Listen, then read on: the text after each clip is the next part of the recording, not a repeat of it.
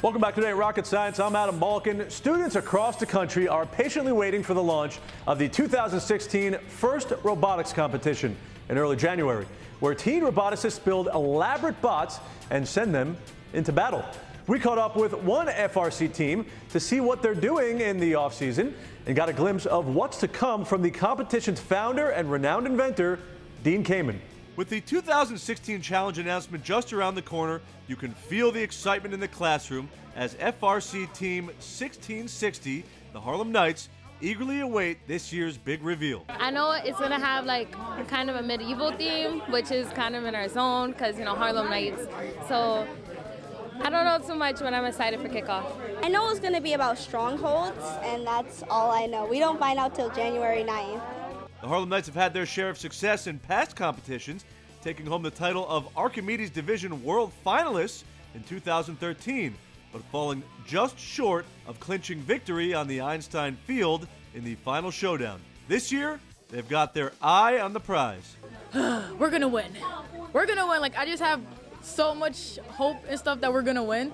And if we, have enough teamwork, then we're going to get this robot done, this week. The team recently got some one-on-one time with FIRST Robotics founder and inventor Dean Kamen at the first Inspire Gala in New York. We were on hand to capture the moment and get a hint at next year's competition from the man who conjures up the contest. Every year after now 25 years, they all want to know, this year, are we going to have balls on that field or not? So I'm going to give you a special clue. Maybe. For the first year ever, we're theming the game. And if you go to the FIRST website, you can see that we made a trailer that's going to introduce next year's game. While Dean isn't giving away too much before the kickoff, these teens aren't wasting any time getting prepared. I'm the captain of the electrical committee, so we're working on building a board, an electrical board for the robot. Mechanical engineering is fun because you get to build whatever you want.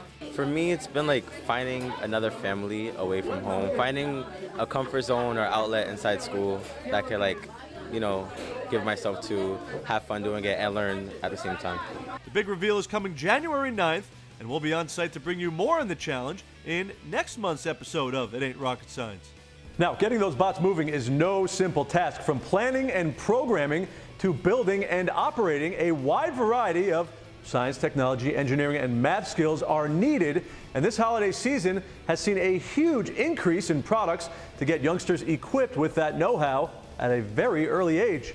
Taralyn Wagner joins a group of girls in Circuitry 101. These girls are wiring their way through the 4th grade. They're piecing together these tiny bits of plastic to create electrical circuits. It's a platform of electronic, super easy to use electronic building blocks. It's super easy to put these bits together, take them apart. We're really trying to empower kids to invent, to create their world. Little Bits is part of a growing trend of STEM products geared at connecting kids to science at a young age. And for those tinkering with this toy, the hope is that they'll pick up an interest in inventing. We rolled it out in our science curriculum to see how kids could use them to enhance their inventions. And then from the science curriculum, it sort of spread. We've just taken it and been able to animate our art projects and make our designs come to life. I made a flower that blows in the wind that's underneath. It's called a servo motor. There's a little slide dimmer. There's also a bunch of wires under here that are connecting everything. Don't let the name Little Bits fool you. For some of these engineers in the making, the work has been hugely inspirational. Before I wanted to become a Broadway actress, but now I feel like I really want to work at NASA. It's really great to have people, girls especially, to have hands-on activities and really change the world. Since 2004, Little Bits has inspired a global network of enthusiasts to come together sharing their ideas, inventions, and prototypes. The grassroots groups now total over 150 chapters in 45 locations around the world. For It Ain't Rocket Science, I'm Taralyn Wagner. While we become ever more connected, the importance of protecting our electronic lives from unwanted visitors has become paramount, and students from across the world are ready to accept the challenge of keeping our data safe. It's a 3-day hackathon fueled by energy drinks and the desire to claim the top prize, but they're not your run-of-the-mill hackers.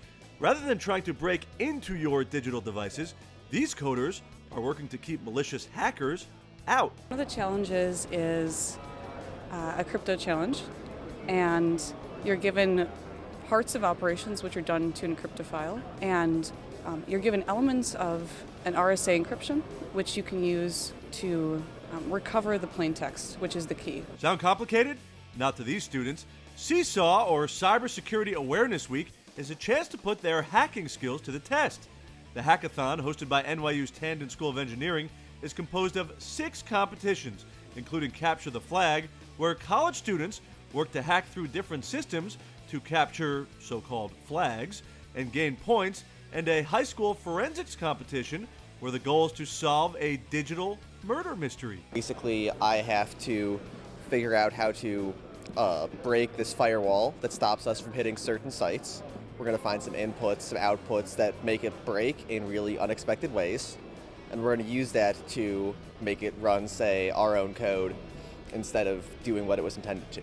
When the students aren't neck deep in code trying to break through a firewall, they have the chance to meet with potential employers ranging from IBM to the U.S. Secret Service. First of all, students are not taught early enough that there's these careers in cybersecurity.